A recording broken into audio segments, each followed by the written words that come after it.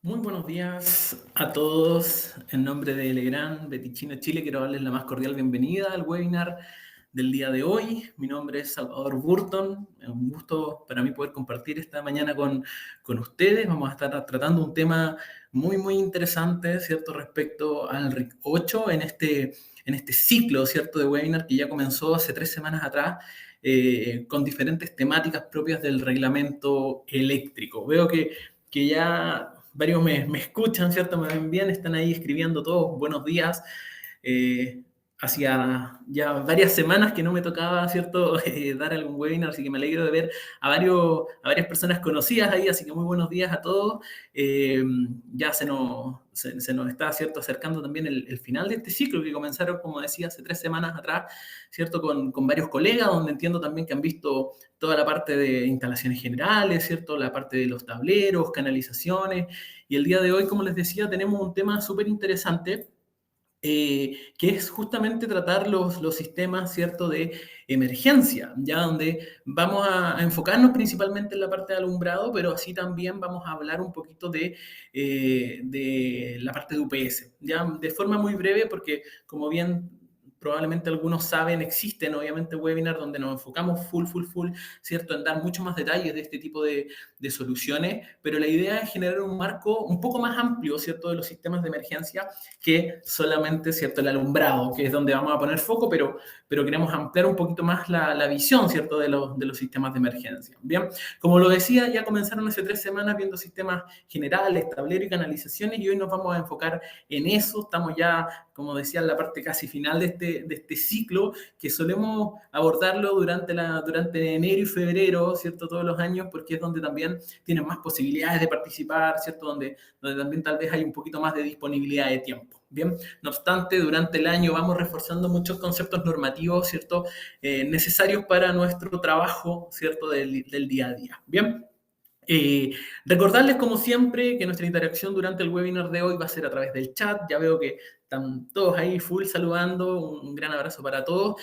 Vamos a activar entonces desde ya el modo de preguntas y respuestas. Les recuerdo entonces que cuando ustedes quieran hacer alguna pregunta en particular, pueden presionar, ¿cierto?, esta burbujita con el signo de interrogación que nos va a permitir destacar, ¿cierto?, esa pregunta, dejarla separada del resto de la interacción que puede haber en el chat. Así, durante la presentación yo no me pierdo y no se me pasan, ¿cierto?, algunas de las preguntas que ustedes pueden realizar. Y el otro punto importante antes de que comencemos de lleno con esto es que desde ya en la parte superior de la pantalla les estoy colocando la presentación del webinar de hoy. Ya para todos quieran descargar de inmediato la presentación, tenerla ahí a la mano, hacer algunas anotaciones, ¿cierto?, en ella de forma digital, lo puedan hacer desde ya. Bien, así que de todas formas voy a compartirles, porque sé que algunos a veces tienen problemas para descargarla a través del botón, se las voy a compartir también a través del chat. Lo vamos a dejar anclado, ¿cierto?, en el chat para que la puedan también descargar eh, como alternativa también, ¿cierto?, desde ese link. Perfecto. Bien, ya veo que varios han descargado la presentación, por tanto nos vamos a ir, ¿cierto?, de lleno a ella para que no perdamos tiempo y podamos sacarle cierto provecho hasta ahora, un poquito más de una hora que tenemos en conjunto. Bien. Como bien les dije, si bien el enfoque que le damos a esta presentación tiene mucho que ver con el alumbrado de emergencia, ahí es donde finalmente también hay muchas más características y elementos que tenemos que tener en cuenta como parte de este RIC, tratamos en esta oportunidad de ampliar un poquito más la visión para entender finalmente también qué involucra, ¿cierto?, los sistemas de emergencia dentro del RIC 8, cuáles son sus formas de alimentación, independiente que pongamos tal vez énfasis en algunas soluciones en particular. ¿Ya? Así que esa es la idea del día de hoy. Vamos a comenzar entonces, ¿cierto?, diciendo que obviamente, como ya todos lo saben, a partir del 12 de julio del 2022 comenzó a regir el reglamento que tenemos actualmente. Ya no le podemos llamar nuevo reglamento, ¿cierto? Ya ahora es nuestro reglamento, ya hemos pasado, ¿cierto?, de entender bastante más, ¿cierto?, cuál es el funcionamiento o lo que nos piden, ¿cierto?, las exigencias que se nos piden a través de este reglamento. ¿cierto? Y es importante destacar que el RIC número 8 es el que está asignado a los sistemas de emergencia. Ya el objetivo que tiene en particular, ¿cierto? Este RIC es obviamente establecer los requisitos de seguridad que tienen que cumplir los sistemas de emergencia en las instalaciones de consumo de energía eléctrica que tiene el país, ¿ya? Vamos a ver que el alcance de este pliego son todos los sistemas de emergencia de las instalaciones de consumo de energía eléctrica, sin excepción, ¿ya? Más adelante vamos a detallar dónde es necesario, obviamente, que estos sistemas que se cumpla finalmente el contener o tener estos sistemas dentro de la instalación. Bien, como definiciones y como terminología, vamos a hacer un alcance, ¿cierto?, antes de que comencemos, porque es importante separar conceptos, ¿ya? En primera instancia, vamos a hablar de la iluminación de seguridad. Vamos a poner unos nombres, ¿cierto?, que definan un poco la iluminación de seguridad. Es un término genérico. Eso es importante primero conocerlo, ¿cierto?, que aplica a todos los sistemas de iluminación que están destinados a ser usados en el caso de una falla de alimentación del sistema de iluminación normal. O sea, cuando tenemos un problema, ¿cierto?, por ejemplo, de energía desde la red eléctrica y nuestro sistema de iluminación normal no puede operar, es ahí donde obviamente tiene que entrar en acción esta iluminación de seguridad. ¿Bien? El objetivo obviamente es permitir evacuación, movilidad, ¿cierto? Y obviamente dar garantía de seguridad, ¿cierto? Tanto a las personas en el proceso de evacuación o bien cuando están realizando alguna labor, algún trabajo, ¿cierto? Que requiere obviamente de iluminación para poder mantenerlo dentro de un contexto seguro. ¿Bien? Ahora, esta iluminación de seguridad tiene también sus formas de clasificación. Vamos a hablar de iluminación de evacuación, vamos a hablar de iluminación de zona de trabajo riesgoso, iluminación antipánico y iluminación de reemplazo. Ya todos estos tipos de iluminación forman parte de la iluminación de seguridad. Cuando hablamos de iluminación de evacuación, ¿cierto? Es la que está destinada a garantizar el que reconozcamos, ¿cierto? Y podamos hacer uso de los medios y rutas de evacuación dentro de los locales, ¿cierto?, cuando están ocupados. O sea, es finalmente la que nos va a guiar hacia dónde nosotros tenemos que evacuar o salir efectivamente cuando estamos en una emergencia o en alguna situación en la cual tenemos que evacuar una edificación. Bien, por otro lado tenemos la iluminación antipánico, ¿cierto?, también denominado como ambiental. Es un alumbrado, ¿cierto?, que está destinado a evitar que se produzcan situaciones de pánico, porque en muchas situaciones de emergencia en las cuales se requiere evacuación, pongámoslo en este contexto. Imagínense un terremoto, ¿cierto? Somos un país, ya todos saben, muy sísmico, así que imagínense en el caso de un terremoto, muy de la mano, ¿cierto? Con eso vienen también los cortes de energía eléctrica. Entonces, no solamente el pánico que la gente ya tiene a partir del sismo, sino que además súmale que los dejas en algún recinto que probablemente espacialmente no lo conocen y los dejas sin iluminación.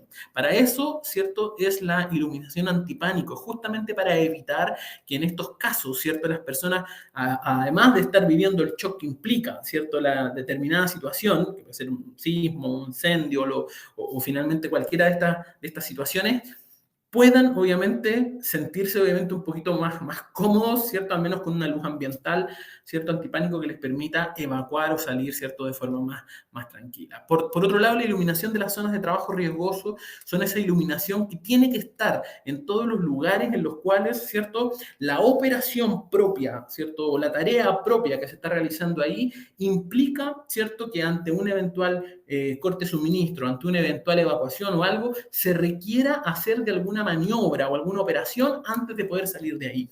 Imaginémonos que estamos trabajando o estamos en una zona en la cual se está desarrollando algún trabajo que tiene implicancia o riesgo. Pongámosle nombre, gas, ¿cierto? Cualquier otro elemento de ese estilo, y que probablemente ante una emergencia y ante una evacuación es parte de la labor y de la misión es cortar esos sistemas o detener esos sistemas, ¿cierto?, para evitar que se pueda generar algún problema mayor. En esos lugares debe haber iluminación de zona de trabajo riesgosa. Así también está mandatado, ¿cierto?, por el reglamento. Y por último, vamos a hablar también de iluminación de reemplazo, ¿cierto?, que es finalmente la iluminación que nos va a permitir obviamente un desarrollo normal de la actividad sin provocar mayor alteración. También es un tipo de iluminación y es parte de los sistemas de iluminación de seguridad. Bien, dice para temas de estudio debe cumplir 5 lux en todos los lugares o en caso, partimos Partimos con preguntas duras de inmediato. Efectivamente, Esteban, vamos a tocar cuántos loops se necesitan y en qué lugares.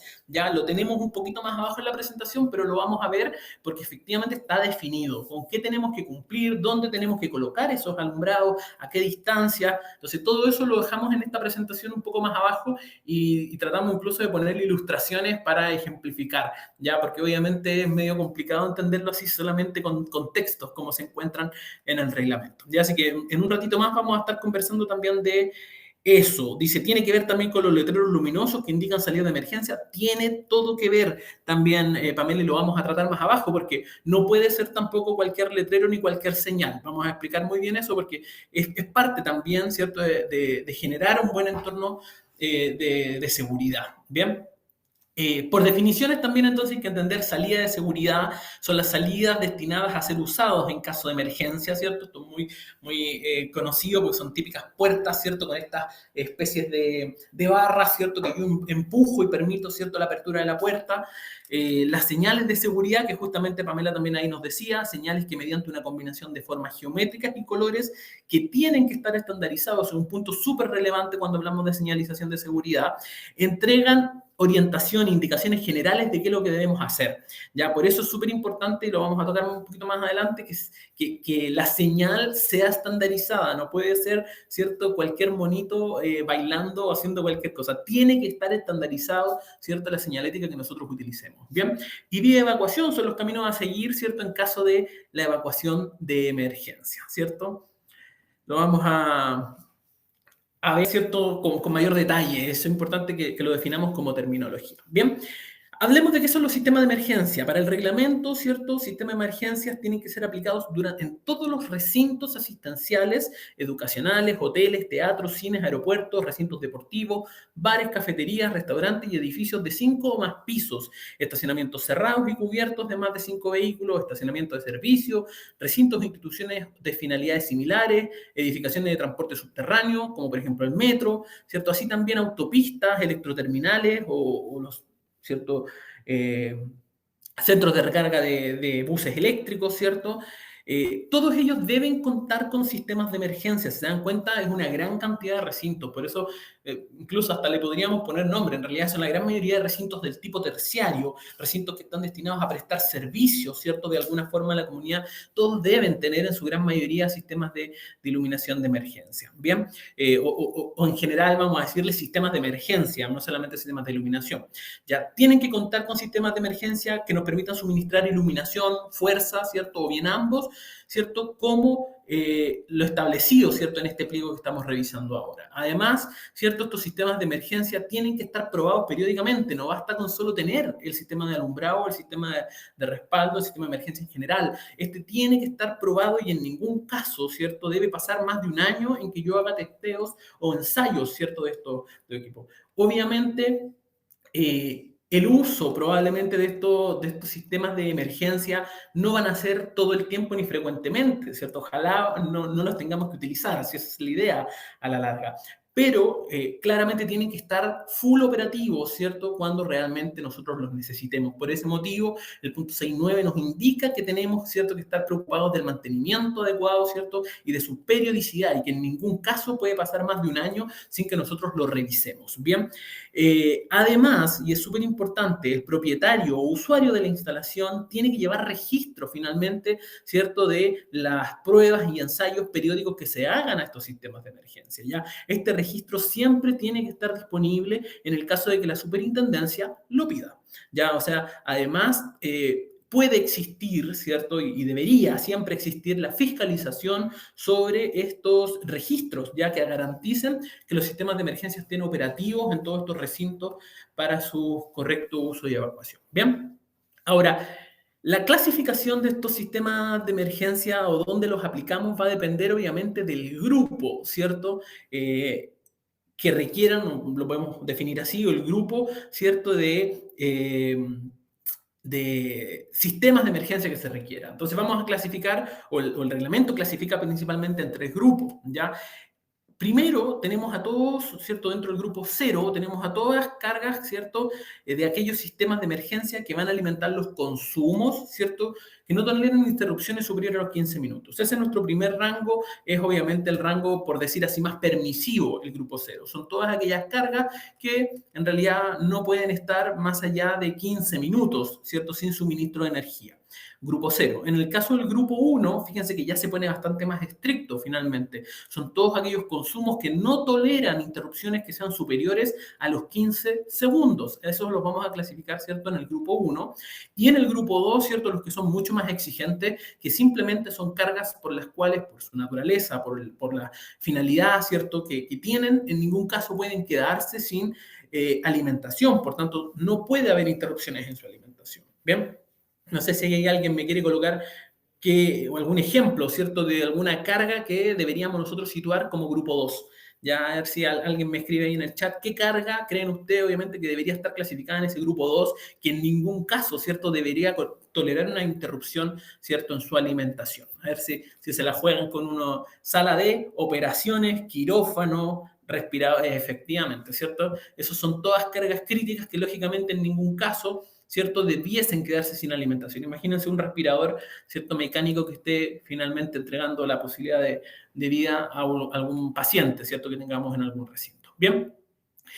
Por supuesto que sí, en el caso de hospital y data center, sí o sí. Ya en los data centers igual tenemos obviamente información crítica, son centros críticos que también requieren obviamente de elementos que garanticen esa continuidad de operación. Bien, ya entendiendo entonces que tenemos tres grupos, el grupo 0, el grupo 1 y el grupo 2, donde vamos a definir, ¿cierto?, clasificar las cargas. Para cada una de ellas obviamente tenemos que cumplir, ¿cierto?, con entregar algún sistema de emergencia que permita suministrar energía, ¿cierto? O no perder la continuidad, ¿cierto?, de operación. Bien, ahora, ¿cómo vamos a alimentar o cómo vamos a energizar finalmente estos grupos que requieren, ¿cierto?, de esta funcionalidad permanente, ¿cierto? Es a través de diferentes sistemas, ya que los vamos a mencionar en realidad en particular y que se encuentran en el punto 8. Primero, definir que la alimentación de estos sistemas de emergencia tiene que hacerse, ¿cierto?, en cada caso mediante alguno de los métodos que se van a indicar, ¿cierto?, en el pliego técnico, ¿ya? De modo de que asegure finalmente, ¿cierto?, que la energía esté disponible de acuerdo a lo que leímos o vimos en el punto 7.1, ¿cierto?, que fue el anterior, grupo 0, grupo 1, grupo 2. Por otro lado, en donde sea necesario, se deberán usar más de una fuente de alimentación, ¿cierto? Más de una fuente para alimentar el sistema de emergencia independiente cuando sea necesario, ¿ya? Las fuentes de alimentación de estos sistemas, ¿cierto?, tienen que tener una capacidad y tienen que tener las condiciones de funcionamiento adecuadas, ¿cierto?, para los equipos que van a estar conectadas, obviamente, ¿cierto?, a ellas, ¿ya? Eso significa que también tengo que ser cauto en saber qué sistema de alimentación voy a utilizar para cada uno de ellos. Ya, obviamente no todos tienen la misma forma de funcionar ni tienen la misma velocidad de operación. O sea, no es lo mismo, ¿cierto?, la velocidad de operación que puede tener un grupo electrógeno al que puede tener una UPS, por ejemplo, cuando yo quiero respaldar alguna determinada carga crítica, ¿cierto? La ubicación de las fuentes, obviamente, también deben estar ubicadas en lugares con ventilación, ¿cierto?, de forma correcta y adecuada, de manera que los gases de escape, humos, vapores, ¿cierto?, de estas fuentes de alimentación no entren, no ingresen a zonas que estén ocupadas por las personas. Y ese punto 8.4 hace mucha referencia, ¿cierto?, principalmente a grupos electrógenos. ¿Ya? Tienen que estar ubicados en lugares donde los gases o humos de escape que se puedan provocar, ¿cierto?, por la generación a través, ¿cierto?, de combustible, no afecten, obviamente, tampoco a las personas. Bien, y las fuentes de alimentación, ¿cierto?, en el punto 8.5, tienen que estar, obviamente, ubicadas también en lugares donde no sean accesibles por cualquier persona. Ya hablamos de sistemas, ¿cierto?, que tienen que responder ante una emergencia y, por tanto, no pueden quedar expuestas, obviamente, a la manipulación, ¿cierto?, de cualquier persona que no sepa, finalmente, qué es lo que tiene frente a sus ojos, ¿cierto?, ni que pueda, obviamente, entrar a operar cosas que en realidad tampoco entiende. Eso es súper relevante, ¿ya? Ahora, ¿cuáles son aquellas fuentes, ¿cierto? ¿Cuáles son las alimentaciones que nos permite, ¿cierto?, el RIC 8 como sistema de emergencia?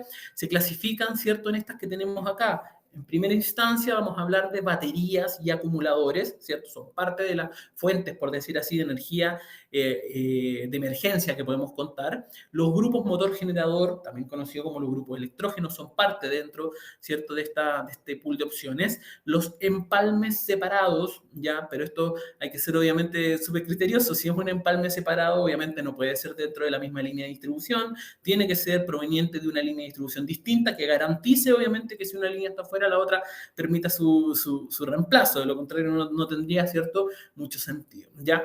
Y las unidades autoenergizadas, que son parte de la formación, de la capacitación del día de hoy, y las unidades de potencia sin interrupciones, o más conocidas como UPS. Bien, ¿por qué dejé ahí destacadas, ¿cierto?, las unidades autoenergizadas y las de potencia, ¿cierto?, sin interrupciones, o UPS, porque son las que vamos a ponerle un poquito más de foco el día de hoy, ya sobre todo las unidades autoenergizadas, que es el foco principal de este webinar. Bien, no sé si estamos bien hasta ahí, está todo claro, ¿cierto? ¿Hay alguna duda? Si es así, la pueden dejar en el chat y vamos resolviéndolas de inmediato. Bien.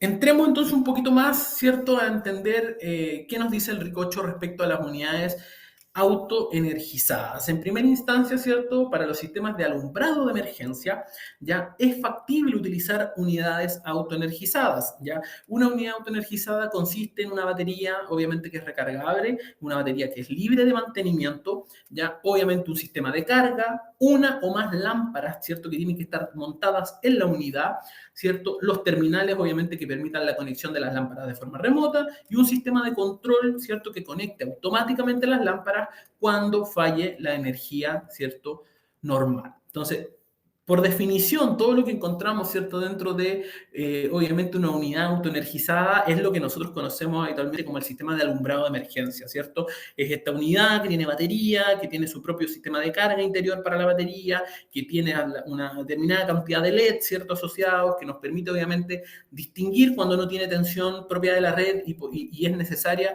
obviamente, su funcionamiento de emergencia, ¿ya? Entonces, claramente estos alumbrados son parte de las unidades autoenergizadas. La capacidad y características que se le pide, ¿cierto?, a estas unidades, la batería como tal debe ser capaz de mantener un 87,5% de su tensión nominal, ¿cierto?, de la batería del alumbrado durante al menos 60 minutos a plena carga, ¿cierto? Esto es necesario cuando hablamos de edificios que tengan hasta 5 pisos. Ya cuando hablamos de edificios de mayor altura, esta exigencia, ¿cierto?, se lleva a los 120 minutos. O sea, necesitamos por lo menos 2 horas en las cuales, ¿cierto?, el alumbrado de emergencia o la batería de ese alumbrado de emergencia mantenga la tensión nominal a un 87,5% a plena carga. Ya eso es súper importante también tenerlo en consideración. Las unidades se montarán obviamente de forma fija en la ubicación, no son removibles, ¿cierto? O no deben ser removibles sin el uso de una herramienta, o sea, no puede ser un sistema que yo simplemente con las manos lo saque, ¿cierto? Tiene que necesitar o se requiere el uso de herramientas para su desmontaje, ¿cierto?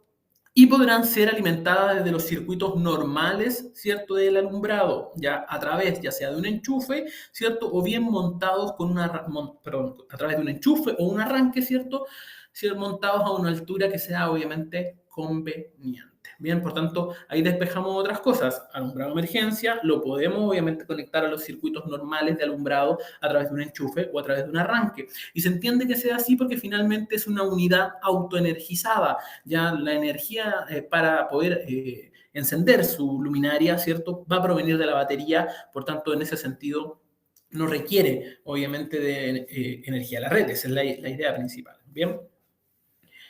¿Qué otro punto es importante? Los aparatos autónomos, ¿cierto? Para iluminación de seguridad, el cableado interno, los circuitos electrónicos, ¿cierto? Todo lo que tenga finalmente esta unidad autoenergizada tiene que estar o debe tener, obviamente, protecciones contra corrientes de descargas excesivas, ¿cierto? Que se puedan provocar por alguna condición de falla. O sea, la electrónica de esa lámpara tiene que tener, de este alumbrado de emergencia, tiene que tener también protecciones. Ese es el punto, ¿cierto? Que se toca en el 8.10.4. Bien. En los aparatos autónomos para iluminación de seguridad, ¿cierto? No debe haber ningún interruptor entre las baterías y la lámpara de iluminación. Lo único que tiene que haber finalmente entre la batería, ¿cierto? Y la lámpara de iluminación en esta unidad autoenergizada, obviamente es el dispositivo de conmutación, ¿cierto? El que nos permite detectar que efectivamente no existe tensión en la red, que no hay energía y da la orden del encendido, ¿cierto? De la lámpara. Es lo único que puede interrumpir ese paso, nada más. ¿Ya? Las luminarias para iluminación de seguridad, además, deben estar conectadas permanentemente a la red con el fin de prevenir cualquier desconexión involuntaria. Bien, les recuerdo que hay luminarias con baterías interior.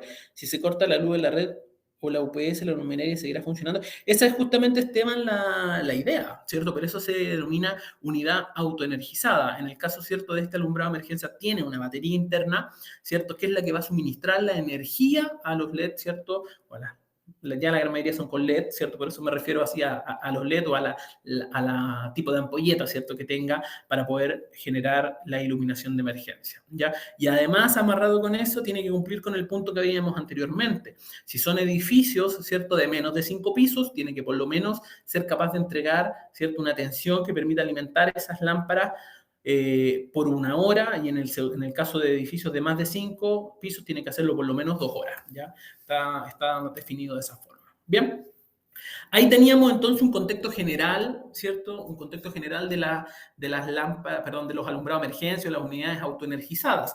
Veamos entonces qué pasa con las unidades de potencia sin interrupción o UPS, que también está, ¿cierto?, como parte o como una posibilidad, ¿cierto?, de energizar los sistemas de emergencia ante una eventualidad, ¿cierto?, de corte. En primera instancia, las UPS tienen que cumplir con los protocolos de ensayo que estén definidos, obviamente por la superintendencia, y sabemos que cuando no existen protocolos de ensayo definidos por la superintendencia, nuestro reglamento siempre hace referencia a estándares internacionales, ¿cierto? Y en este caso, como en la gran mayoría, a estándares internacionales europeos. Y es por eso, ¿cierto?, que se exige, obviamente, para las UPS que estas cumplan con la IS 62041-1, la 62041-2-3 y -4, ¿ya? Esas 4, ¿cierto?, estándares internacionales tienen que cumplirse en las UPS que yo vaya a utilizar, ¿cierto?, para estos sistemas, ¿ya? Las UPS en particular, ¿cierto?, van a servir para alimentar los consumos, ya sea de los grupos 0, 1 y 2. Habitualmente,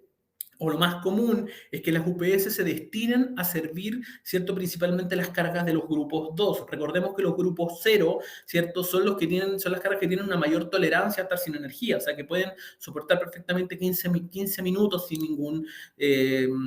suministro de energía. Las del grupo 1, ¿cierto?, ya son un poquito más restrictivas, 15 segundos, pero las del grupo 2 son aquellas que no pueden quedarse sin energía. Por eso, habitualmente las UPS son proyectadas y destinadas a servir cargas del grupo 2. Todas las que me mencionaron, ¿cierto?, hace un rato, en el contexto de hospitales, ¿cierto?, de otros lugares en los cuales reconocemos que son cargas críticas en las que no podemos quedarnos sin energía, ¿cierto?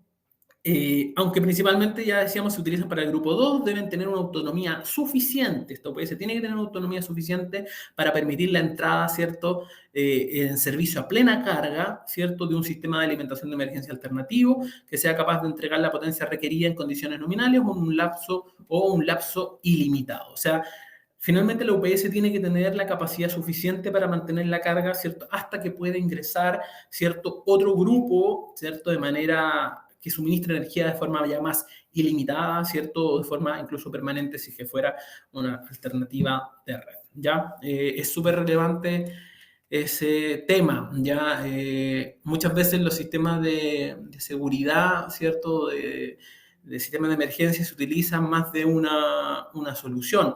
Ya se pueden utilizar muchas veces UPS y también grupos electrógenos, ¿cierto?, como parte de la solución. Lo importante es que la UPS finalmente es la encargada de entregarle de forma continua la energía, ¿cierto?, a esa carga y darle, por ejemplo, tiempo suficiente a un grupo electrógeno para que arranque, para que entre en operación y para que también pueda suministrar energía, ¿cierto?, de ser necesario. Muchas veces se hacen configuraciones, ¿cierto?, de este estilo. Las UPS tienen que cumplir, las exigencias de la norma técnica de distribución, ¿cierto? En cuanto a los valores tolerables de generación de armónicos, sabemos que la UPS, ¿cierto? Es un equipo que trabaja con electrónica de potencia y por tanto genera armónicos, pero la tecnología actual que tienen finalmente las UPS, la distorsión que generan es prácticamente nula, ¿ya? El avance un poco ahí en la electrónica de potencia ha sido tal que se filtra muy bien, ¿cierto? Se evita justamente que se inyecten armónicos, ¿cierto?, a la red en el funcionamiento normal, ¿cierto?, de la UPS.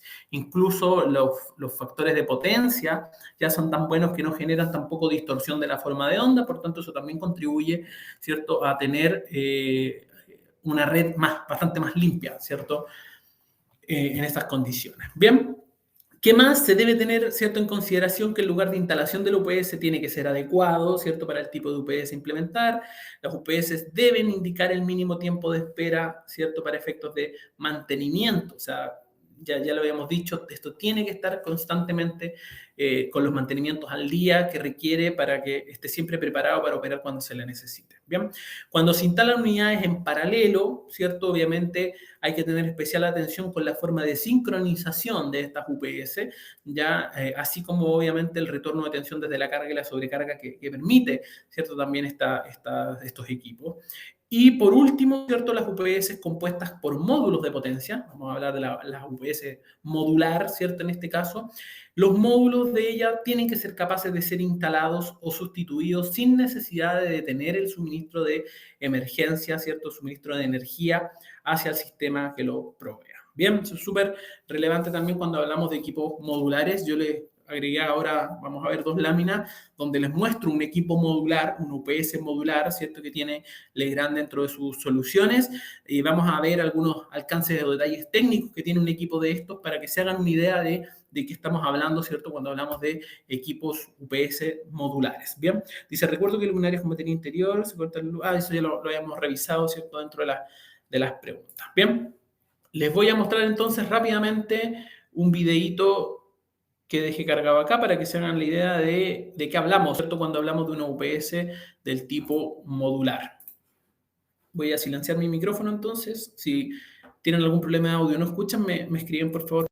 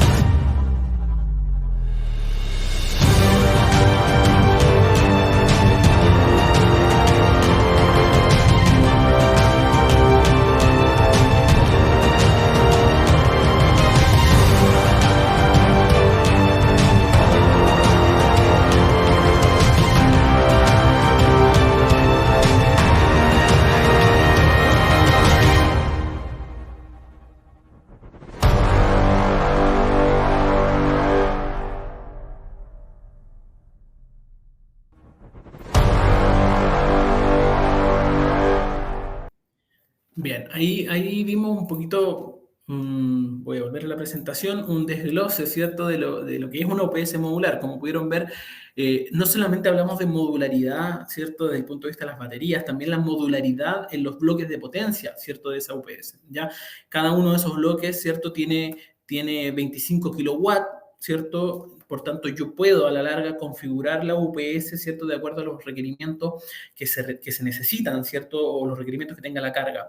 Ya si se fijan en esta primera imagen de acá, voy a activar mi puntero, ¿cierto? Vamos a tener una UPS, ¿cierto?, que tiene abajo sus cajones de batería, todos ellos modulares, en la parte superior también, ¿cierto? Cada una de las unidades, ¿cierto?, de potencia también son modulares, 25 kilowatts cada una, bien, y voy a poder hacer configuraciones ya sea de 125 kilowatts o bien de 250, ¿cierto?, kilowatts sin ningún inconveniente, vincularlo, bueno, obviamente con otro armario, ¿cierto?, de baterías al lado. Fíjense que este punto es bien relevante de lo que hablábamos. Las eficiencias, ¿cierto?, que tienen de conversión, este tipo de UPS son de 96,8%, o sea, tienen una alta eficiencia, ¿cierto? Incluso cuando se operan en modo eco, alcanzan un 99% de eficiencia, y esto es crucial para uno de los puntos que también se señalaban en el reglamento. El factor de potencia de salida es igual a 1, es unitario, por tanto no existe distorsión de la forma de onda, y eso también garantiza, ¿cierto?, un trabajo bastante más limpio desde el punto de vista de los armónicos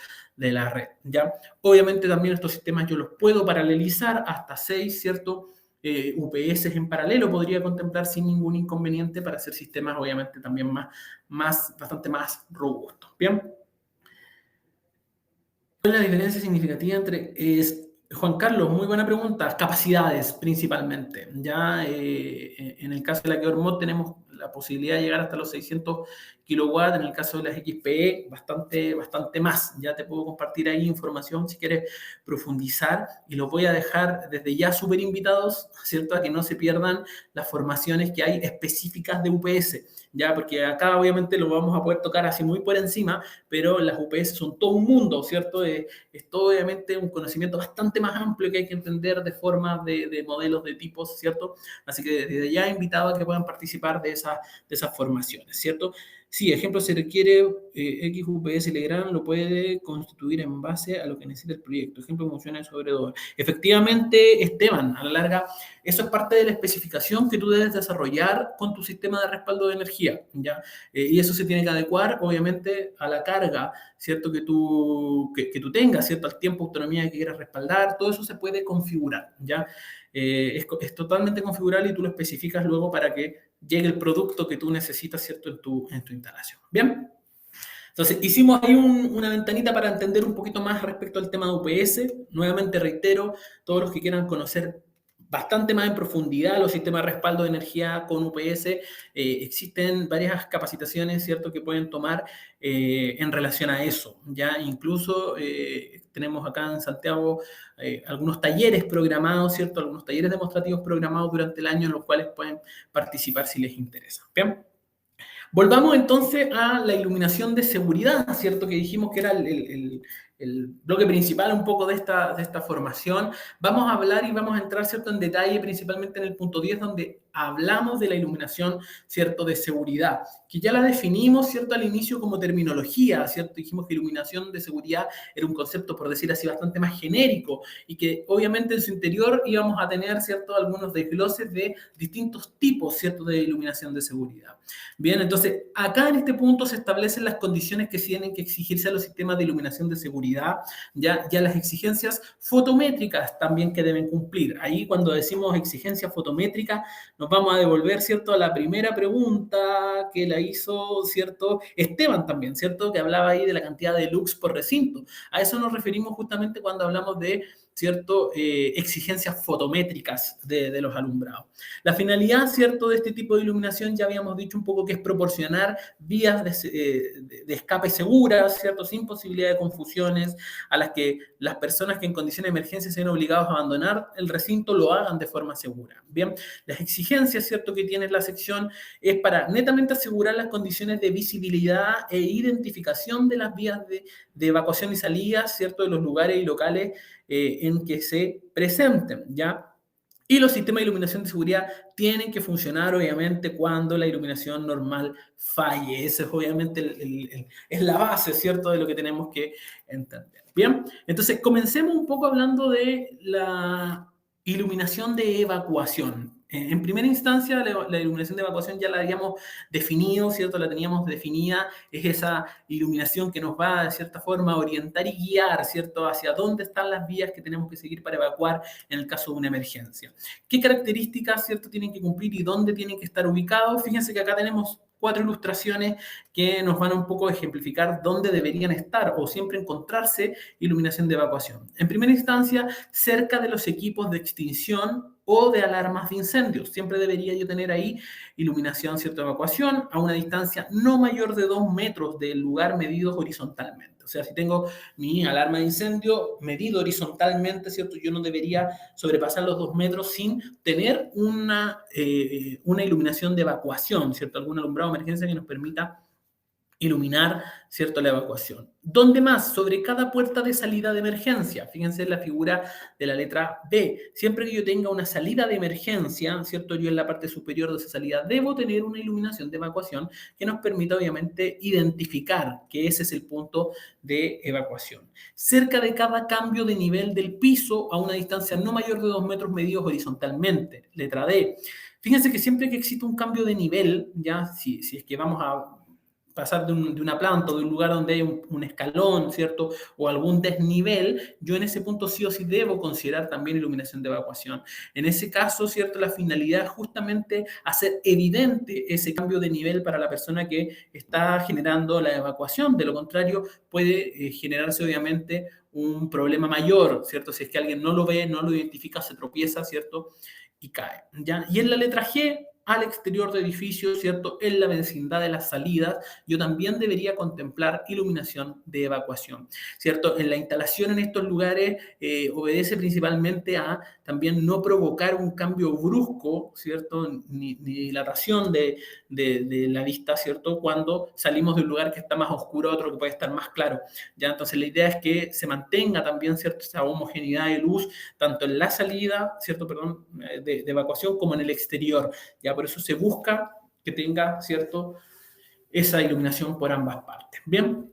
¿Y qué nos dicen las condiciones fotométricas, cierto? En primer lugar, hay que cumplir un lux a nivel del suelo en la zona central, ¿cierto? Un lux a nivel del suelo en la zona central. Acuérdense, 2 metros en vías de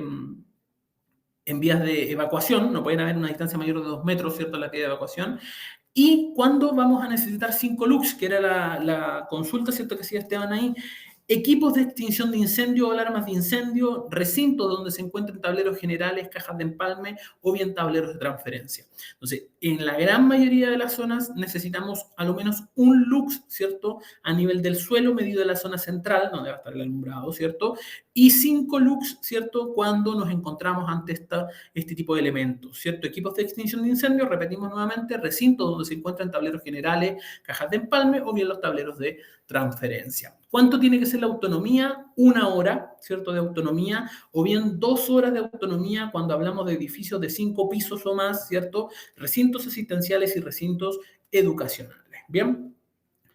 Así es, Javier. Recordemos que siempre el reglamento eléctrico nos indica las condiciones mínimas ya de seguridad. En ningún caso, si nosotros queremos obviamente considerar alguna solución que nos permita tener más tiempo, por ejemplo, de autonomía, lo importante es cumplir con este mínimo. Este es el desde, ¿cierto? El que nos pone el reglamento siempre es el mínimo que nosotros debemos cumplir para una condición de seguridad, ¿ya? Ahora, ¿qué es lo que pasa? Que cuando tú buscas o te quieres finalmente ir a soluciones que te entreguen más autonomía, que te entreguen más iluminación, también hablamos de que se encarecen más también los costos. Por tanto, siempre se suele apegarse un poco a lo que dice el reglamento, que es lo mínimo, ¿cierto?, a nivel de seguridad. ¿Bien? ¿Qué es lo que pasa con las unidades antipánico? ¿Dónde tenemos que ubicar unidades antipánico? Cerca de las escaleras, ¿cierto? De modo que cada escalón recibe iluminación directa a una distancia no mayor de 2 metros medido horizontalmente. O sea, siempre que nosotros tengamos cajas de escala, escaleras, ¿cierto?, o lugares en los cuales existan peldaños y cambios de nivel a través de peldaños, nosotros debemos considerar, ¿cierto?, iluminación del tipo antipánico. Letra C. ¿ya? En el caso, ¿cierto?, de todo cambio de dirección de la vía de escape, también le trae, yo debería considerar, ¿cierto?, eh, iluminación antipánico. ¿Por qué cuando yo tengo intersecciones o cambios de dirección de la vía? Porque si yo, por ejemplo, no tengo iluminado este punto donde vienen personas, ¿cierto?, en un sentido diferente al de tránsito de este pasillo, sin iluminación existen altas probabilidades que en una evacuación, ¿cierto?, personas choquen o se enfrenten, ¿cierto?, en este mismo pasillo, ¿ya? Por tanto, si existe cambio o desviación o vienen, ¿cierto?, a este pasillo principal, por decir así, alimentando otros pasillos laterales, yo debo iluminar esas zonas sí o sí para que obviamente exista evidencia, ¿cierto?, que puede venir alguna otra persona. En toda intersección de la vía de escape con corredores laterales, ¿cierto? Lo mismo caso que tenemos acá, ¿cierto?, en la letra F. Y por último, recinto y lugar donde se ubican las cajas, empalmes, tableros generales y tableros de transferencia. Yo también debería tener iluminación antipánico, ¿cierto? Porque recordemos que obviamente también una emergencia sea o se haga necesario, ¿cierto?, en la desconexión de algunos sistemas eléctricos por seguridad, o bien volvamos al caso en el que hay un problema, por ejemplo, justamente en ese tablero que está dejando sin energía el resto de la instalación, y vamos a necesitar de una iluminación, obviamente, auxiliar cuando vayamos a revisar, obviamente, esos tableros, esas unidades. Bien. ¿Qué condiciones tiene que cumplir la iluminación antipánico? 0,5 lux a nivel del suelo, medido sobre local, ¿cierto? Vacío, incluyendo franja periférica a 0,5 metros. O sea, si tengo el alumbrado, ¿cierto?, tengo que considerar una franja periférica de 0,5 metros, ¿cierto? Y a esa distancia yo mido, finalmente, tengo que medir 0,5 lux, ese es el mínimo, y la autonomía es de 1 hora, ¿cierto? 1 hora es lo que se pide de autonomía para la iluminación antipánico. En el caso de la iluminación de trabajo riesgoso, que ya lo definíamos hace un ratito atrás, ¿cierto? Necesitamos un 10% de la iluminación normal, ¿cierto?, que haya en esa zona, con un mínimo de 15 lux. Un 10%, ¿cierto?, o a lo menos 15 lux, ¿cierto?, que haya en esa zona. La autonomía, obviamente la autonomía de esto tiene que ser el tiempo necesario, ¿cierto?, para abandonar la actividad o zona de alto riesgo de manera segura, ¿cierto? Terminar, obviamente, la maniobra o lo que se estaba realizando, ¿cierto? La actividad que se estaba realizando en esa zona de alto riesgo, ¿ya? Cristóbal, imagínate, existen en muchas plantas, ¿cierto?, o industrias, operaciones, ¿cierto?, que independiente del corte del suministro de energía eléctrica, ¿cierto?, pueden haber operaciones que se generan o que son riesgosas. Pongámonos en el caso de una planta de neumáticos, ¿ya? Veamos una planta de neumáticos como caso ejemplo. Una planta de neumáticos tiene muchos procesos, ¿cierto?, que son procesos con aire comprimido, por ejemplo, ¿ya? O que trabajan con sistemas de repente térmicos, ¿cierto?, que ante un eventual corte de suministro de energía eléctrica, que se queden sin iluminación, muchas veces tienen que hacer detenciones, ¿cierto?, de esos procesos porque generan riesgos adicionales, ya sea para las personas o dentro de la misma operación. Probablemente, para poder provocar una evacuación segura en ese tipo de procesos, es necesario contar con alguna iluminación que me permita hacer la detención de las máquinas, ¿cierto?, o abortar, ¿cierto?, algunos de estos procesos que son riesgosos, ¿cierto?, antes de evacuar la zona, ¿ya? Entonces, en ese tipo de casos yo necesito iluminación, ¿cierto?, de trabajo riesgoso, ¿ya? Y obviamente la autonomía va a depender netamente del tiempo que yo necesite para poder hacer la detención de ese trabajo riesgoso, ¿ya? No sé si ahí aclaro un poquito más a qué se refiere con esa sala. O imagínense también, pues ahí nos colocan sala de cirugía. También, ¿cierto? Es un trabajo, obviamente, si están en plena cirugía o en algún lugar así, requiere de una cantidad de iluminación adecuada, ¿ya? Son zonas consideradas como de trabajo riesgoso. Ya, a ver, dentro del contexto ya aclaramos y definimos los tipos, ¿cierto?, de iluminación de seguridad, antipánico, ¿cierto?, de emergencia, de evacuación. Pero alguien también mencionó ahí en el chat la importancia, ¿cierto?, o mencionó si esto estaba ligado un poco también con la señalización. Y efectivamente tiene mucho que ver también con la señalización, por los puntos que vimos. Ya hablamos de evacuación, hablamos, ¿cierto?, de vías de escape. Entonces, en todos estos casos, ¿cierto?, junto con iluminar, que es importante también para garantizar una correcta evacuación, es importante también dirigir adecuadamente a las personas hacia donde nosotros queremos que evacúen. Bien. Y en términos de señalización, ¿cierto? La señalización tiene que estar estandarizada. A ver, entendamos esto también como algo muy similar a las leyes del tránsito, ¿cierto? Yo esté en el país en donde esté, ¿cierto? Si veo un disco pare, soy capaz de identificar el disco pare porque cumple con determinadas características que hacen que para mí esté en español o esté en inglés, yo entienda que es un disco pare. ¿Ya? Para el caso de los sistemas de seguridad, la indicación es un poco la misma. La señalización tiene que estar estandarizada para que cualquier persona, independiente, ¿cierto?, de su cultura, del país de donde venga, sea capaz de reconocer que ese es el elemento que le va a permitir, obviamente, hacer una evacuación correcta. ¿Ya? Y es por eso que, como lo decía al inicio, la señalética tiene que estar estandarizada y no puede ser finalmente cualquier monito, ni color, ¿cierto?, ni nada por el estilo. Ya eso está regularizado, reglamentado, el significado general de las formas geométricas y colores de estas señalizaciones de seguridad están establecidas por la ISO 3864-1, nuestra normativa hace referencia a la ISO 3864-1, por tanto debe cumplirse, ¿cierto?, estas condiciones a través de eso. ¿Bien? ¿Y qué se nos pide? Obviamente, en primer lugar, ¿cierto?, cuando hablamos de la forma, tiene que ser, ¿cierto?, un cuadrado verde, ¿cierto? Fíjense que el color en general es verde, ¿cierto? Cuando hablamos de condiciones de seguridad, principalmente vías de evacuación. El color de contraste, ¿cierto?, en las cuales deberíamos encontrar nosotros las letras son en color blanco, ¿cierto? Y los símbolos también tienen que ser en color blanco. O sea, en este caso, cuando hablamos de una vía de evacuación, deberíamos enfrentarnos a un fondo verde, ¿cierto?, con un monito, ¿cierto?, que indique la forma de evacuación, ¿cierto?, de color blanco. Eso es lo que se espera. ¿Ya? Y cuando hablamos de los sistemas de señalización para incendios, ¿cierto?, hablamos de un fondo rojo, obviamente con el contraste tanto letras como símbolos de color blanco. ¿Ya? Entonces, en esos lugares yo los debería implementar, así está establecido por la ISO 3864-1.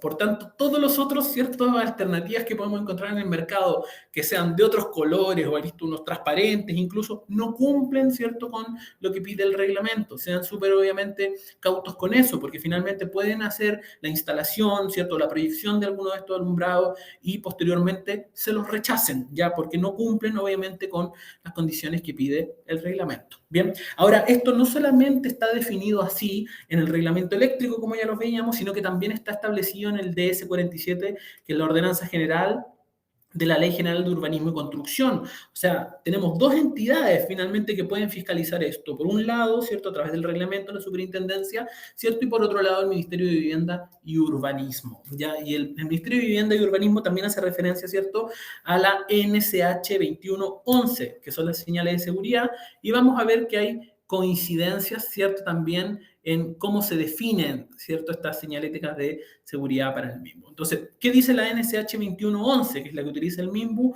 Significado para la salida de emergencia: la señal tiene que ser cuadrado o rectangular, el fondo tiene que ser verde, el símbolo blanco y los bordes blancos. Se dan cuenta que cumple finalmente el mismo criterio, ¿cierto? La NCH 2111, ¿cierto?, con la que se rige el MIMBU, cumple los mismos criterios que la ISO, ¿cierto?, que revisamos y que toma el nuevo reglamento. ¿Ven?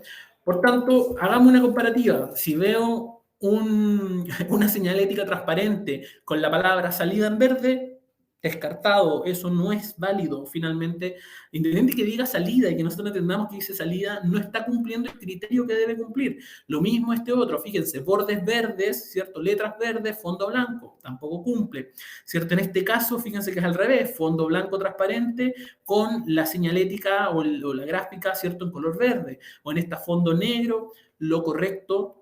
Lo correcto entonces tiene que ser así como se ve acá, ¿cierto? Fondo verde, el borde blanco y el texto o el símbolo que tenga en color blanco. ¿Ya? Sean súper siempre cautos con este tema, ya es importante, recuerden un poco el ejemplo de la ley del tránsito, para que todo el mundo pueda entender correctamente lo que significa, tiene que estar en lenguaje universal y para eso se estandariza, ¿cierto?, de acuerdo a eso. ¿Bien?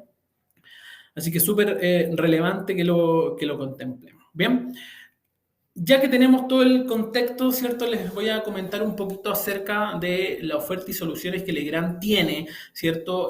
Para poder responder ante las solicitudes del reglamento, vamos a ver, ¿cierto?, en lo que nos queda del webinar, tres niveles, ¿ya? Porque existen alumbrados de emergencia, ¿cierto? En Legrand que obedecen a tres niveles, ¿cierto? Distintos. En algunos vamos a ver que son los más tradicionales y en otros con niveles, ¿cierto? Por decir así, no es la palabra automatismo, pero con la posibilidad, ¿cierto? De autogestión bastante más amplia y que por tanto también nos libera a nosotros, ¿cierto? De una preocupación constante de mantenimiento, obviamente, de los equipos. Bien, entonces hablamos de tres niveles de alumbrado de emergencia. En un primer nivel, ¿cierto? Legrand tiene luminarias que son estándar. ¿A qué nos referimos con una luminaria estándar? Tienen que ser, ¿cierto? Probadas manualmente, lo que requiere, ¿cierto? Lo que requiere antes cortar el suministro eléctrico y los circuitos que alimentan las luminarias. ¿Ya? Es recomendable siempre, ¿cierto? Que yo haga una revisión por lo menos cada 6 meses de mis alumbrados de emergencia. Entonces, cuando yo considero alumbrados que son de forma estándar, yo tengo que hacer un plan de mantenimiento que me permita revisar esos alumbrados cada 6 meses, ¿cierto? Con lo que implica la desenergización, las medidas, ¿cierto? Adecuadas de batería, revisar que todos los LEDs estén correctamente. Entonces, hablamos de un nivel 1 que es bastante más básico de alumbrado, ya que requiere de mucho más de nuestra atención y de sistemas de mantenimiento. Bien, cuando hablamos de un sistema de alumbrado ya de nivel 2, que es este peldaño que tenemos acá, ¿cierto? Hablamos, ¿cierto?, de una luminaria de automantención. ¿A qué se refiere con una luminaria de automantención? A través de pilotos LED, ¿cierto?, de lucecitas LED. La misma lámpara se va chequeando. Entonces, realiza un test automático de forma semanal, ¿cierto? Que lo que va a hacer es comprobar el estado de la lámpara, ¿cierto? Y un test automático trimestral que comprueba el estado de la batería. Bien, entonces si nosotros vemos en el frontis del alumbrado de emergencia, ¿cierto? De automantención, lo que vamos a ver es un piloto verde fijo o intermitente, ¿cierto? Cuando esté ok, cuando el autotest de la misma lámpara nos diga la batería está bien, los LED, ¿cierto? De esta lámpara también están en perfecto funcionamiento. Entonces, para nosotros, desde el punto de vista del mantenimiento, ¿qué implica? Implica pasar por el pasillo o por el lugar donde está el alumbrado, mirar, ¿cierto? Y ver que el LED esté en verde, ¿cierto? Si el LED este piloto está en amarillo intermitente, nos indica que hay una falla, ¿cierto?, en la lámpara, ¿cierto? Y si el piloto amarillo está fijo, significa que existe una falla en la batería. Entonces, de esta manera no requiere finalmente que yo tenga que estar desmontando, probando los alumbrados de emergencia de manera separada, sino que simplemente yo necesito caminar por el pasillo y identificar, ¿cierto?, si el piloto o la luz LED, ¿cierto?, de cada uno de los alumbrados está en verde, en amarillo fijo o en amarillo parpadeando. ¿Ya? Eso claramente reduce el trabajo, reduce obviamente y hace que el plan de mantenimiento también sea más sencillo. Y en un tercer nivel hablamos de una luminaria dentro de un sistema denominado, ¿cierto?, LVS2, Legrand Vision System 2, ¿cierto? Que ya hablamos de una red. Entonces acá, por ejemplo, imagínense en un gran hospital, ¿cierto? Donde tenemos probablemente muchos alumbrados de emergencia distribuidos. Claramente el proceso de mantenimiento se hace mucho más largo, ¿cierto? Mucho más engorroso, incluso si no considero las luminarias de forma adecuada. El sistema LVS lo que nos permite es tener una red, ¿cierto? Una red con todos esos alumbrados de emergencia y visualizarlos desde un único punto. O sea, vamos a tener un único computador de mantenimiento y en ese computador yo voy a poder ver la planta general de la instalación con la ubicación de cada uno de esos alumbrados de emergencia y de esta manera voy a poder saber, ¿cierto?, en qué condiciones se encuentran esos alumbrados. Si requieren mantenimiento, cómo están sus baterías, cómo está su iluminación, todo desde un solo computador, ¿ya? Entonces, claramente eso es una ayuda bastante grande en la parte de mantenimiento y operación de una gran infraestructura como podría ser un hospital, por ejemplo, ¿bien? Entonces, ahí vamos a revisar que tenemos ya, en el caso de Legrand, la gran mayoría de los alumbrados son, ¿cierto? En su gran mayoría tecnología LED, ¿cierto? Y vamos a encontrar alumbrados para uso interior y además alumbrados, ¿cierto?, para uso exterior, fíjense, con IP hasta IP65, ¿cierto? Que es necesario, ¿cierto?, de acuerdo a lo que se mandata en el reglamento. Bien, y en las tablas de selección voy a encontrar la serie, voy a encontrar la cantidad de lúmenes que tiene, la cantidad de las horas de autonomía, el grado de IP, de IK, ¿cierto? ¿Qué tipo de lámpara es la que tiene? Si tiene lámpara LED o no, ¿cierto? ¿Qué estándar? Si es estándar, si es automantención o si bien pertenece al sistema de LVS y qué tipo de batería es la que utiliza. Si se fijan, esas tablas que están dentro del catálogo nos van a permitir obviamente una selección bastante más sencilla, ¿cierto? De eso.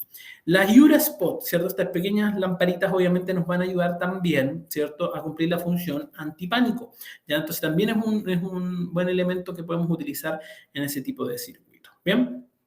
Y acá, ¿cierto? Tenemos modos de funcionamiento, ¿cierto? Si son funcionamientos permanentes o no permanentes, eso también, ¿cierto? Lo dejamos como parte de la presentación para que ustedes lo puedan, ¿cierto? Indagar con más detalle. Bien. Acá tenemos una referencia al sistema LBS. Fíjense que acá tenemos entonces la luminaria, tenemos una pantalla, ¿cierto? Táctil de control. Acá está el software de supervisión y una central de supervisión. Fíjense que la idea es que todos estos alumbrados de emergencia supervisión y de esta manera yo lo puedo controlar, ver, ¿cierto? A través del software de supervisión. Esto hace, obviamente, como ya dijimos, que el trabajo en ese sentido sea bastante más cómodo, ¿cierto? El de mantenimiento requiere, obviamente, menos trabajo de mantención también. Bien. Entonces centraliza periódicamente el estado de las luminarias de emergencia, eso es lo que nos permite hacer esta interfaz de control del EBS, nos permite una conexión directa de hasta 250 luminarias de emergencia central, ya un límite de 700 metros, ampliación mediante un repetidor, o sea, yo puedo extender más distancia, ¿cierto?, a través de un repetidor, de una unidad de repetición, ¿cierto?, con 250 luminarias de emergencia. El funcionamiento de la instalación requiere el uso de al menos uno de los siguientes elementos: el software de supervisión, la pantalla táctil o un PC con Internet Explorer, porque puedo entrar a través de TCP/IP, ¿ya? Entonces, cualquiera de estas alternativas me van a permitir, ¿cierto?, ingresar y ver, ¿cierto?, el monitoreo de la interfaz de control, principalmente. Bien, ahí tenemos el control remoto, obviamente, para la programación de esos alumbrados. Si se hace un sistema como el que se muestra acá, yo voy a poder cargar, ¿cierto?, dentro de este software la planta de mi edificación, ubicar adecuadamente dónde van a estar los alumbrados de emergencia y de esa manera voy a poder visualizar y supervisar su correcto funcionamiento. Entonces, fíjense que de esa manera yo puedo pinchar alguno de los alumbrados y me va a identificar, ¿cierto?, cuál es. E incluso yo puedo hacer desde este software operaciones sobre ella: encendido, apagado, test de autonomía, test de funcionamiento, activar o desactivar, ¿cierto?, ese alumbrado de emergencia dentro de la misma plataforma. Bien. Es una alternativa bastante más, ¿cierto? Más completa, más integral. Bien. Acá tenemos otras vistas y otras pantallas, ¿cierto?, de los test automáticos y de los reportes que nos entrega. Esteban dice consulta. Estoy atento a su consulta, Esteban.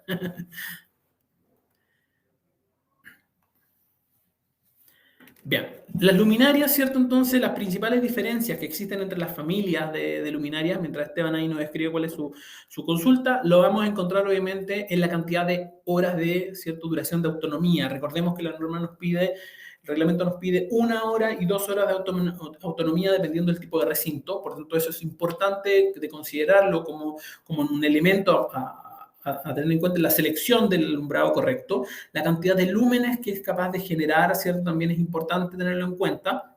Si tiene o no IP, ¿cierto?, para poder obviamente supervisar y comunicar, los accesorios, y si hablamos de una luminaria que sea estándar o bien LBS, ¿ya? Existe, ya dijimos, oferta dentro del Legrand con automantención. Ahí nuevamente recordar que funcionan con 2 LED, un LED en verde, un LED testigo en verde, que nos indica si es que el sistema está ok, y un LED testigo amarillo, ¿cierto?, que ya sea que esté fijo parpadeando, nos va a indicar si hay problemas o no con la luminaria, ¿cierto?, o bien con problemas en la batería. El sistema de control se conecta a la UPS para controlar el alumbrado de emergencia, energizar la central. Es una buena pregunta, Esteban. Tú te refieres a LBS. En ese caso, así es. Ya en ese caso tiene que ser, porque de lo contrario, tú vas a perder la posibilidad de control si tuvieras obviamente energizado propiamente desde la línea de energía del sistema. Ya independiente, ojo, que el alumbrado en sí, una cosa es el sistema de control y otra cosa es el alumbrado, es una unidad autoenergizada. O sea, ese alumbrado tiene batería.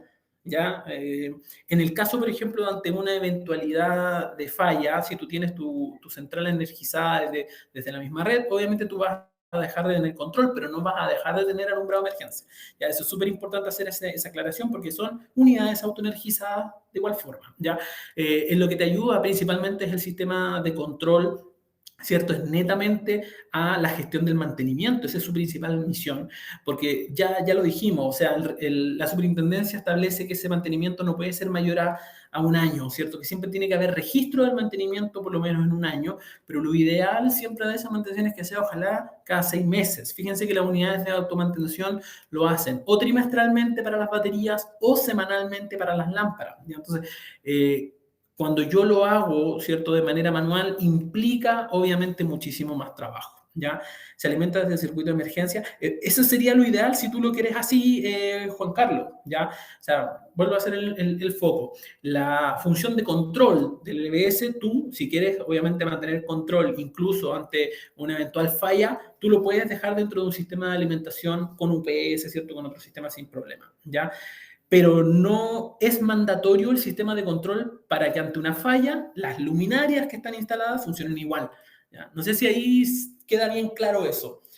Independiente que yo tenga el EBS, el alumbrado de emergencia es, ¿cierto?, autoenergizado. Cada luminaria instalada, ¿cierto? Imaginémonos que un hospital tiene su propia batería para poder funcionar. Ante un eventual corte del suministro de la energía, ¿cierto? Si nosotros nos quedamos sin el control, en ningún caso nos quedamos sin la iluminación de emergencia, ¿vale? Es totalmente por separado. Ahora, si ustedes quieren además mantener eso, efectivamente tendrían que pensar en que esa unidad de control tenga un sistema de respaldo que podría ser perfectamente un OPS, ¿ya? Es en ese aspecto. Bien. Gestión y la otra opera sola, exactamente, así es. O sea, la misión del sistema es gestionar, tú bien lo dices ahí, Juan Carlos, es gestionar ese sistema de iluminación de emergencia, pero las lámparas van a operar obviamente por sí solas ante una eventual corte de suministro. Esa es su misión, ¿cierto? Ese es su trabajo principal. Bien. Ya nos queda poquito entonces para terminar. Vamos a dar el último vistazo entonces. Fíjense que este mismo Legrand Vision System, LVS que estamos hablando, reporta las fallas, ¿cierto?, de baterías, luminarias y electrónicas en las lámparas, incluso por correo electrónico. Ya te manda un correo en el caso de programaciones de mantención de las luminarias, nos permite realizar, reporte de piezas de recambio, ¿cierto? Una central nos permite la conexión de hasta 1023 luminarias, trabaja bajo una arquitectura IP, ¿cierto?, sin límite de centrales, integración con un sistema BMS y IPDACnet. Si existe un BMS, por ejemplo, en la instalación en el hospital, yo puedo integrarlo a través de IPDACnet, ¿cierto?, también ese sistema. Obviamente son productos certificados de acuerdo a los estándares internacionales, cuentan también con fichas PEP de por medio, incluso las bases de datos necesarias para los proyectos lumínicos en Dialux están disponibles para los alumbrados de emergencia, ¿ya? Incluso hasta esa herramienta para facilitar, ¿cierto?, su proyección, ¿cierto?, está y se cuenta con ellos, por tanto, si en algún momento los necesitan, basta con que nos manden un correíto y nosotros les hacemos llegar las bases de Dialux, ¿cierto?, para que los puedan trabajar sin ningún inconveniente. Bien. Y por último, ¿cierto?, antes de que terminemos, reforzar nuevamente la importancia, ¿cierto?, de la señalética. La señalética debe cumplir el estándar, ¿ya? Repetimos nuevamente, cuando hablamos de emergencia, ¿cierto?, fondo verde, la señalización, ¿cierto?, tiene que ser blanca, o cuando se trata de incendios, fondo rojo, perdón, incendios y fondo rojo, y la señalización, ¿cierto?, debiese ser, en este caso, blanca, ¿vale? Súper importante y relevante. Bien. Hemos llegado entonces al final, ¿cierto? No sé si nos pasamos, parece que nos pasamos 7 minutitos, parece que era hasta las 11, ¿cierto? El webinar no hasta las 11:30, pero sirvió, ¿cierto?, para que tocáramos varios puntos, hiciéramos y destacáramos otros puntos importantes que es bueno tener en cuenta, ¿cierto?, dentro de los sistemas de emergencia. Bien, les recuerdo para los que todavía no han descargado, porque veo que hay más conectados que descargas de la presentación, así que los que no hayan descargado todavía la presentación y lo quieren hacer, está el link en la parte superior, pueden pincharlo ahí para descargar la presentación. Les voy a dar unos minutitos más para eso. Mientras yo, por otro lado, hago un cambio acá de esta llamada a la acción y les voy a pedir que, como siempre, nos den una mano, ¿cierto?, con la encuesta de satisfacción, ¿cierto? Esa encuesta de satisfacción para nosotros es súper importante porque no solo recogemos lo que estamos haciendo bien, ¿cierto?, y lo que no, sino que además podemos recoger los temas que para ustedes son interesantes o que necesitan, ¿cierto?, reforzar. Y ahí es parte también dentro de los programas de capacitación y todo, el ir actualizando esas temáticas y viendo qué cosas ustedes también necesitan reforzar, y lo podemos eso ver a través de la encuesta, entonces, de satisfacción. Déjenme unos segunditos ahí y la creo. Entonces, en la parte superior de la pantalla les dejé ahí la encuesta de satisfacción para los que nos quieran dejar su opinión, ¿cierto?, sus comentarios cosas por mejorar, cosas que estamos haciendo bien, todo ahí es bienvenido, siéntanse en la libertad, ¿cierto?, de responderla sin inconvenientes. Bien, nos vemos nosotros la próxima semana, ¿cierto? El próximo lunes me toca a mí también, ¿cierto? Nos vamos a ver la próxima semana todos los que se conecten. Es el último webinar ya de este ciclo que preparamos para enero y febrero, ¿cierto? Le llamamos el ciclo de vacaciones. Vamos a estar tocando el RIC 14, eficiencia energética. Hay muchísimo, ¿cierto?, que ver también ahí en materia de eficiencia energética y los sistemas de gestión. Ya varias de las cosas en relación a la eficiencia energética se están aplicando, son necesarias, ¿cierto? Ya también la ley de eficiencia energética empezó a aplicar para los grandes consumidores de energía, ¿cierto? Por tanto, requieren de sistemas de gestión.